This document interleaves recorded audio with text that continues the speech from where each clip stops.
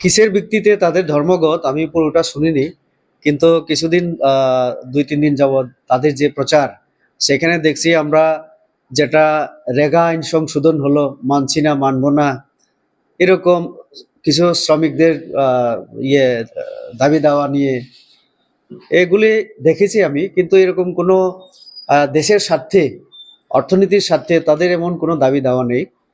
তো তার জন্যই তাদের এই যে বন্ধ, এটা তাদের বোধহয় ট্রেডিশনাল, প্রত্যেক বছর তাদের একটা রুটিন মাফিক করতে হয় একটা বন্ধ, যার মাধ্যমে তারা জানান দিতে চায় যে বামপন্থীরা আছে দেশে।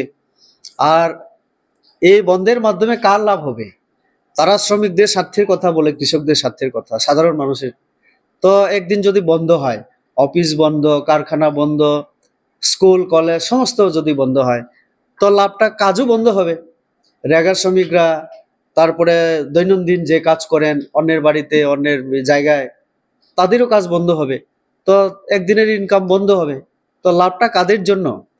কাজেই আমি বলবো আমাদের এই যে বন্ধের মাধ্যমে সমস্যার সমাধান আমরা দেখি না। দেশের দেশের সরকার আমাদের শ্রমিকদের জন্য, কৃষকদের জন্য ভাবছেন।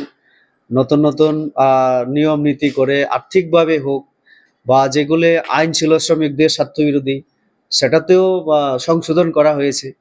তো কাজে বামপন্থী এবং তাদের সাথে যারাই আছেন, এটা দেশের অর্থনীতিকে পঙ্গু করে দেওয়ার জন্য, স্তব্ধ করে দেওয়ার জন্যই। এবং এটা সম্পূর্ণভাবে অর্থনীতি বিরোধী। আমি বলবো এই বন্ধকে সমর্থন করা যায় না। কাজেই সাধারণ মানুষ এটাকে মানবে না আমরা মনে করি।